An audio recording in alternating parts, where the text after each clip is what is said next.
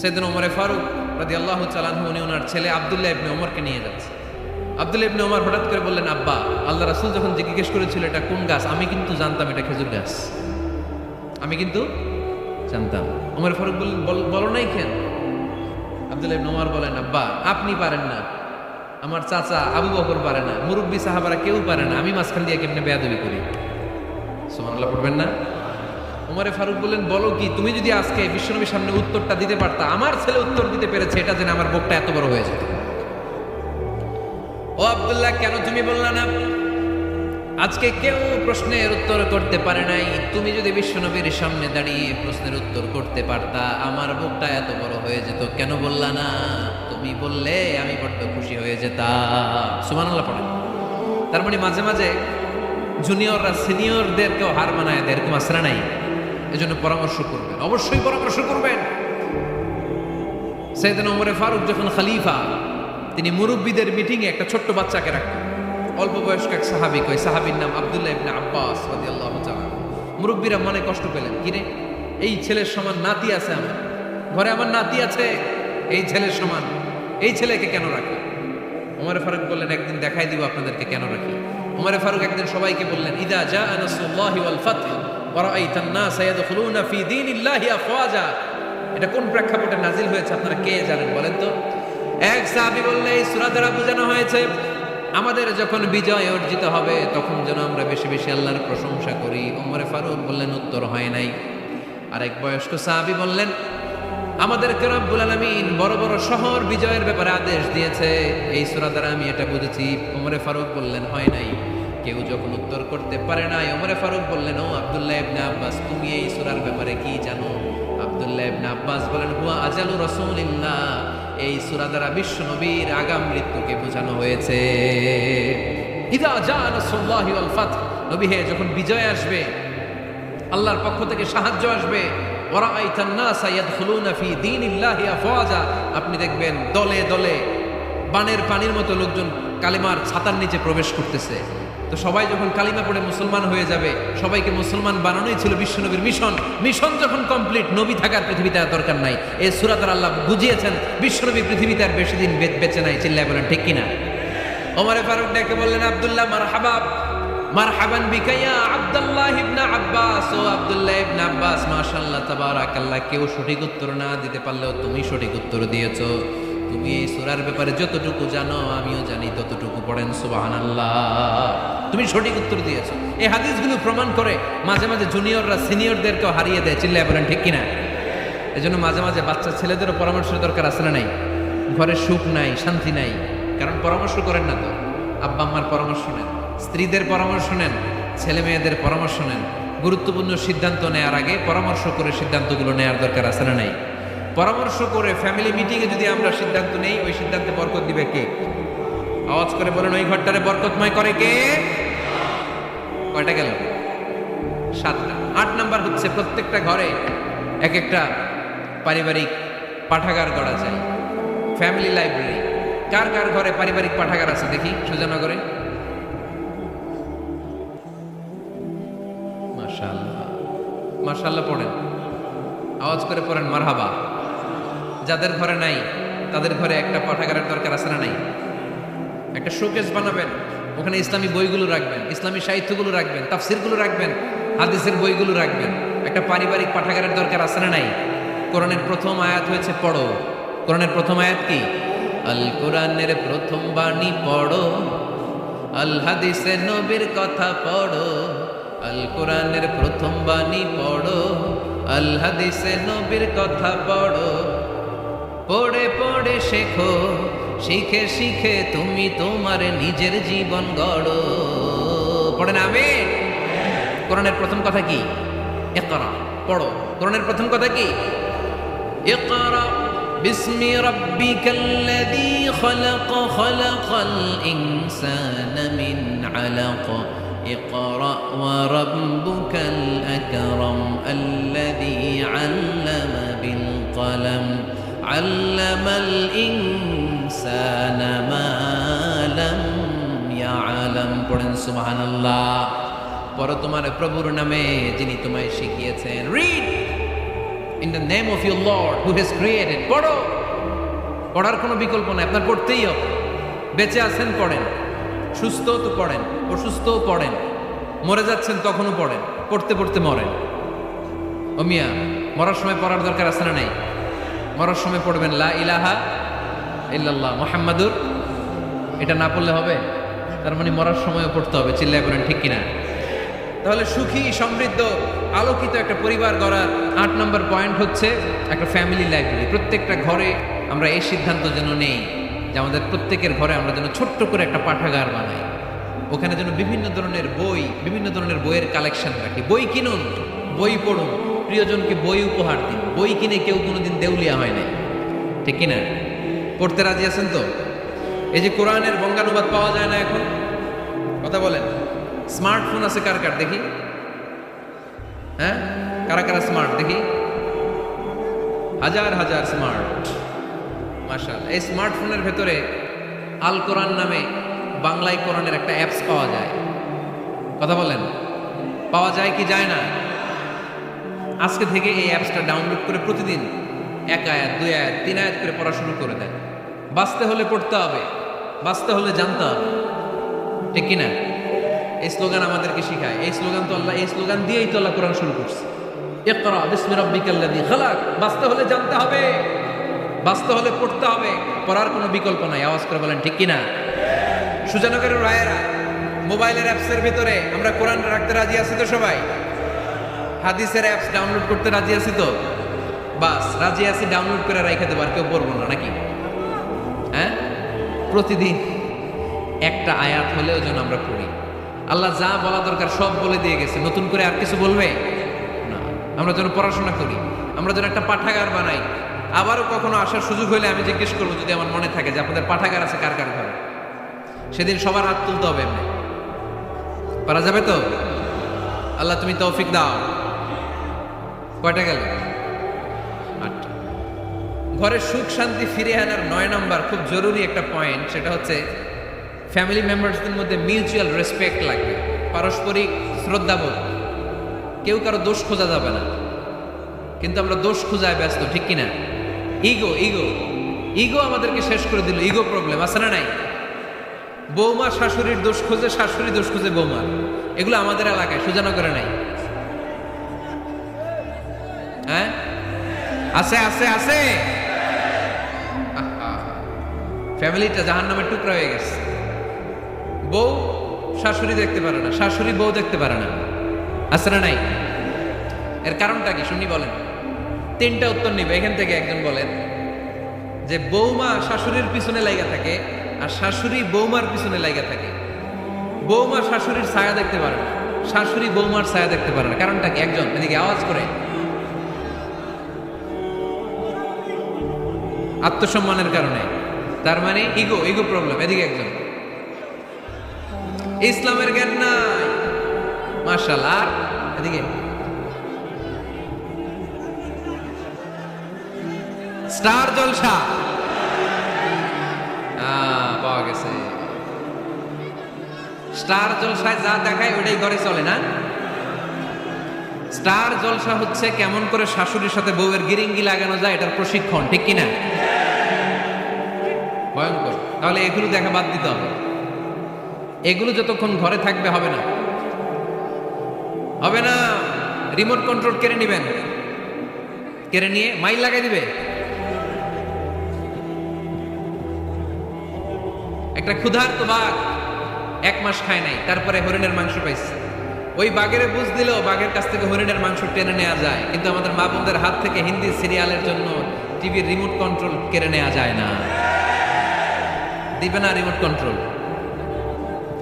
তো এই জন্য আপনাদের কথা অনুযায়ী এই জি বাংলা স্টার জলসা হিন্দি সিরিয়াল হচ্ছে বৌমা শাশুড়ির গিরিঙ্গি বা দ্বন্দ্বের প্রধানতম কারণ। তাহলে হিন্দি সিরিয়ালকে ঝাড়ু পেটা করে বের করে দিতে হবে। এগুলোর সাথে মুসলিম পরিবারের কোনো সম্পর্ক।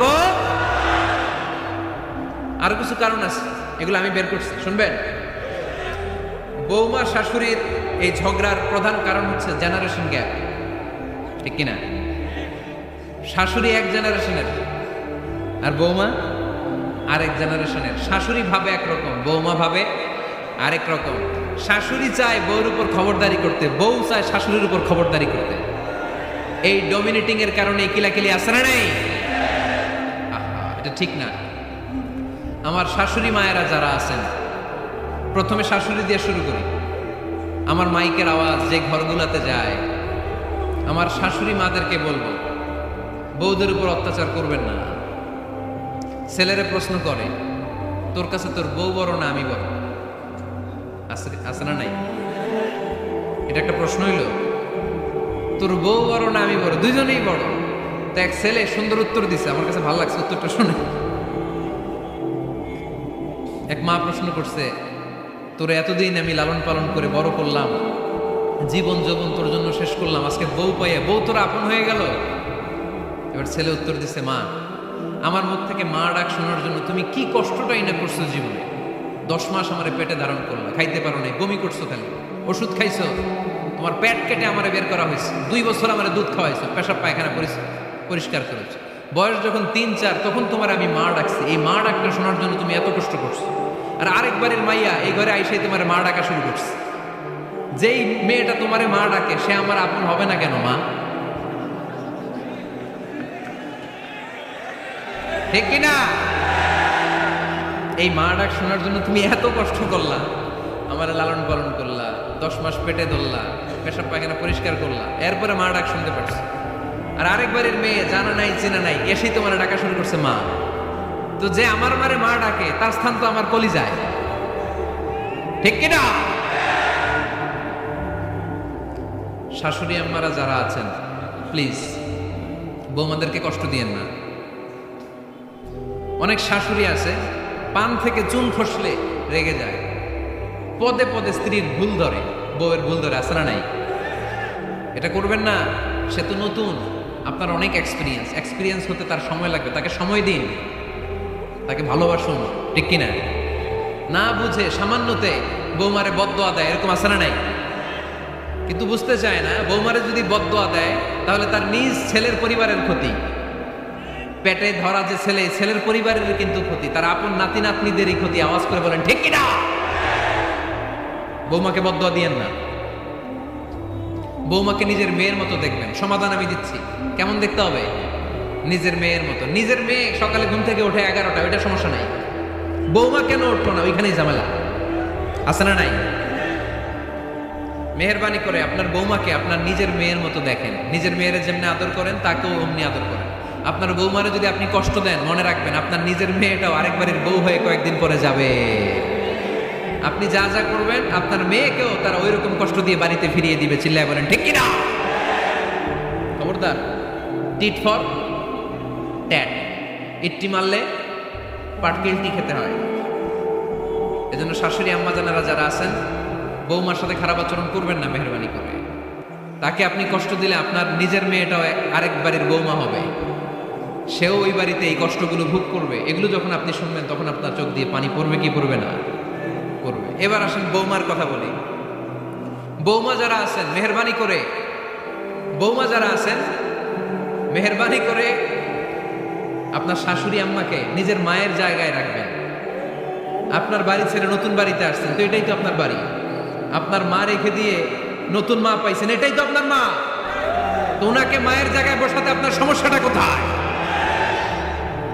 বৌমারা খেয়াল রাখবেন, আপনি আপনার শাশুড়ির সাথে যে আচরণটা করতেছেন, আপনার শেষ বয়সে আপনার ছেলের বিয়ে দেওয়ার পরে যেই বৌমাটা আসবে ওই আচরণই আপনাকে ফিরিয়ে দিবে। The nature has its own return. প্রকৃতির একটা মাইর আছে, এটা শেষ মাইর, এটা শেষ খেলা। প্রকৃতির খেলা বড় খেলা। আপনি আপনার শাশুড়ির সাথে যে আচরণ করবেন, আপনার শেষ বয়সে আপনি একদিন শাশুড়ি হবেন, এটা মাথায় রাখবেন। ওই আচরণই আপনি ফিরে পাবেন। আওয়াজ করে বলতে হবে ঠিক কিনা? এজন্য 9 নম্বর পয়েন্টস হচ্ছে মিউচুয়াল রেসপেক্ট। সবাই যেন সবাইকে ভালোবাসি। দোষ ছাড়া মানুষ নাই, সবার দোষ আছে। আমরা যেন একে অন্যের দোষ না খুঁজি।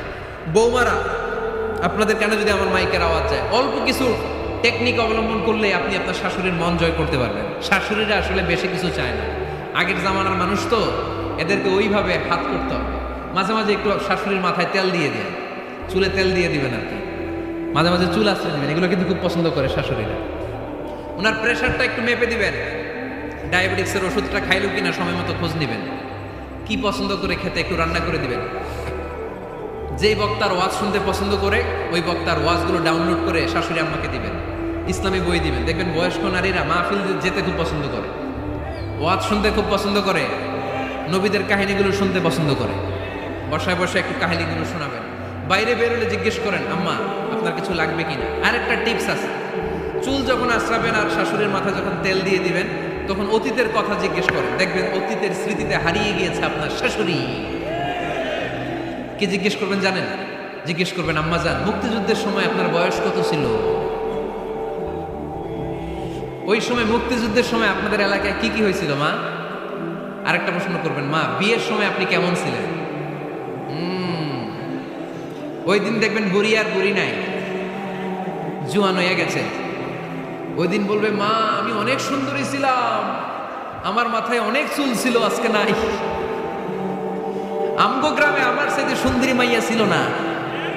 অতীতের স্মৃতিতে স্মৃতি হাতড়াতে হাতড়াতে তিনি হারিয়ে যান। জিজ্ঞেস করবেন যে মা শীতকালে আপনাদের দেশে কি পিঠা বানাতেন, আপনি যখন ছোট ছিলেন আপনার বাপ চাচারা কি করতো? এগুলো জিজ্ঞেস করলে উনি স্মৃতির পাতা হাতড়াতে হাতড়াতে চোখ দিয়ে দাঁড় দাঁড় করে ওনার পানি ছড়তে শুরু করবে। আপনার জায়গায় ওনার হৃদয়ের মনি কোঠায় এমন জায়গায় পৌঁছবে আপনার ছাড়া উনি কিছুই বুঝবে না। বৌমারা এই অল্প কিছু টিপস অবলম্বন করে আপনারা আপনাদের শাশুড়ির মনকে জয় করতে পারেন। শাশুড়ি বৌমার দ্বন্দ্ব আমরা চাই না। আমরা চাই শাশুড়ি বৌমাকে নিজের মেয়ের মতো জানুক, আর বৌমার শাশুড়িকে আপন মায়ের মতো ভালোবাসুক, ঠিক কিনা? এই মিউচুয়াল রেসপেক্টই পারে শাশুড়ি বৌমার দ্বন্দ্বকে দূর করতে, ঘরটারে শান্তি টুকরা বানাতে। আওয়াজ করে বলেন ঠিক কিনা? কয়টা গেল? আর আছে কয়টা? দোয়া করবেন একে অপরের জন্য। দোয়া সাইয়েদনা ইব্রাহিম ফ্যামিলির জন্য দোয়া করতেন, রব্বি জাআলনি মুকিমাস সালাতি ওয়া মিন যুররিয়াতি রব্বানা ওয়া তাকাব্বাল দুআ। ও আল্লাহ আপনি আমার নামাজ কায়েমকারী বানান, আমার কলিজার টুকরা সন্তান ইসমাইলকেও নামাজ কায়েমকারী বানান। আমার দোয়াটা আপনার দরবারে আপনি কবুল করে নেন। সুবহানাল্লাহ পড়েন। রব্বানা ইন্নী আসকানতু মিন যুররিয়াতি বিওয়াদিন গায়রি যী যারইন ইনদা বাইতিকাল মুহাররাম। ও আল্লাহ আমার সন্তান সন্ততি আমার ফ্যামিলিকে ধুধুমরু প্রান্তর এই উপত্যকার মধ্যে তোমার কাবা ঘরের সামনে রেখে গেলাম, তাদেরকে তুমি নামাজ কায়েমকারী বানিয়ে দিও। গোটা বিশ্বের সব মানুষের অন্তর আমার ফ্যামিলির দিকে আল্লাহ তুমি ঝুঁকিয়ে দিও। ওয়ারযুকহুম মিনাস সামারাত, ফলমূল দিয়ে আল্লাহ তুমি তাদেরকে রিজিকের ব্যবস্থা করে দিও। তার মানে সব নবীরা তাদের পরিবারের সদস্যদের জন্য দোয়া করতেন কি করতেন না? আবার কোরআন আমাদেরকে শিখালো, রব্বানা হাব লানা মিন আজওয়াজিনা ওয়া মিন যুররিয়াতিনা কুররাতা আ'য়ুন ওয়াজআলনা লিল মুত্তাকিনা ইমামা। ও আল্লাহ এমন নেককার সন্তান, এমন নেককার স্ত্রী আপনি আমাকে দান করেন যাদের দিকে তাকালে আমার চোখ দুইটা ঠান্ডা হয়ে যায়। চক্ষু শীতলকারী স্ত্রী দেন। বিয়ে যাদের হয় নাই, ইয়াং ছেলেরা এই দোয়াটা করবা। বিয়ের জন্য দোয়ার দরকার আছে না নাই? প্রতিদিন এই দোয়া করবা, আল্লাহ এমন স্ত্রী দেন, এমন জীবন সঙ্গিনী আপনি আমাকে দেন, এমন লাইফ পার্টনার দেন যার দিকে তাকালে আমার চোখ জুড়িয়ে যায়। এমন সন্তান আল্লাহ আপনি আমার ফ্যামিলিতে দেন যাদের দিকে তাকালে আমার চোখ দুইটা ঠান্ডা হয়ে যায়। নেককার সন্তান, নেককার স্ত্রী আল্লাহর কাছে দোয়া করে চেয়ে নিতে হয়। তাহলে ফ্যামিলি মেম্বার একে অপরের জন্য দোয়ার দরকার আছে না নাই? বাবা দোয়া করবে ছেলের জন্য, ছেলে করবে বাবার জন্য, মা দোয়া করবে মেয়ের জন্য, মেয়ে করবে মায়ের জন্য, ভাই করবে বোনের জন্য, বোন করবে ভাইয়ের জন্য। দোয়ার দরকার আছে না নাই? দোয়া করবেন সবাই সবার জন্য। তাহলে সুখী পরিবারের ফর্মুলা এই আলোচনায় আমরা 10টা পয়েন্ট শুনলাম। কয়টা? ভুলে গেছে। কয়টা? 1 নম্বর কি ছিল? 1 নম্বর কি ছিল? সালাম সালাম হাজার সালাম সকল শহীদ স্মরণে আমার হৃদয় রেখে যেতে চাই তাদের স্মৃতির চরণে। পড়েন আমিন। তাহলে ঘরে শান্তি আনার 1 নম্বর মাধ্যম, আওয়াজ করে উত্তর দিতে হবে। 1 নম্বর মাধ্যম কি? সালাম দিন, সালামতে থাকুন। জান্নাতি আমেজ যদি ঘরের মধ্যে পেতে চান সালাম দিন। সালাম মানে শান্তি। সালাম দেই না, এজন্য ঘরে শান্তিও নাই। 1 নম্বরে সালাম। 2 নম্বরে হচ্ছে মূর্তি টুর্তি ছবি এগুলো টাঙিয়ে রাখা যাবে, হিন্দি সিরিয়াল উলঙ্গ দৃশ্য এগুলো দেখা যাবে, তাহলে ঘরে শান্তি দিবে কে? 3 নাম্বার, ঘরে নামাজ পড়তে হবে মাঝে মাঝে, ফরজ নামাজ মসজিদে পড়ে ঘরে এসে সুন্নাহ নফলগুলো, অথবা তাহাজ্জুদের সময় জামাতে নামাজ। The family that prays together stays together, যে ফ্যামিলি একসাথে সালাত করে ওই ফ্যামিলি ভাঙে না, ওই ফ্যামিলির পুরো সদস্যদের মধ্যে শান্তি সম্প্রীতি দিয়ে এই সমৃদ্ধি বাড়িয়ে দেয় কে?